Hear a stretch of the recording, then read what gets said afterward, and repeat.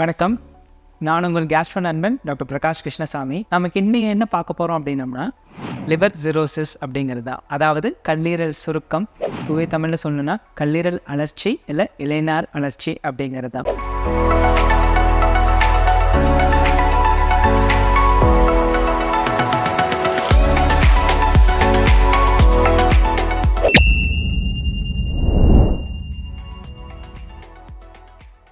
இது என்ன அப்படின்னா, கல்லீரல் உறுப்பு பார்த்திங்கன்னா நம்மளோட உடம்புல வலது மேல்புறத்தில் யூஸ்வலாக ஒரு ஆவரேஜ் அடல்ட்டுக்கு வந்து 1 to 1.5 கிலோ வரைக்கும் வெயிட்டுள்ள ஒரு உறுப்பாக இருக்கும்.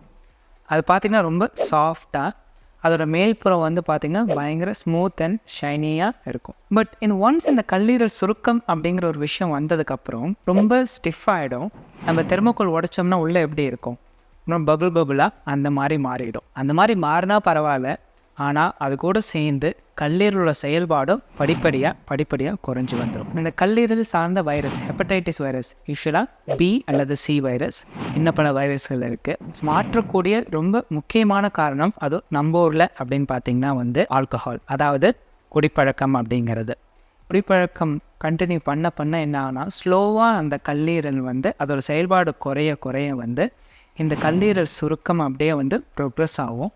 ஒரு பாயிண்ட் ஆஃப் ஸ்டேஜில் வந்து அது அவங்களுக்கு உயிருக்கு பாதகமாக அமைஞ்சிடும். இதோட விளைவுகள் என்ன, இதுக்கான சிகிச்சை முறை என்ன அப்படிங்கிறத நம்ம அடுத்த வீடியோவில் பார்ப்போம். Stay tuned.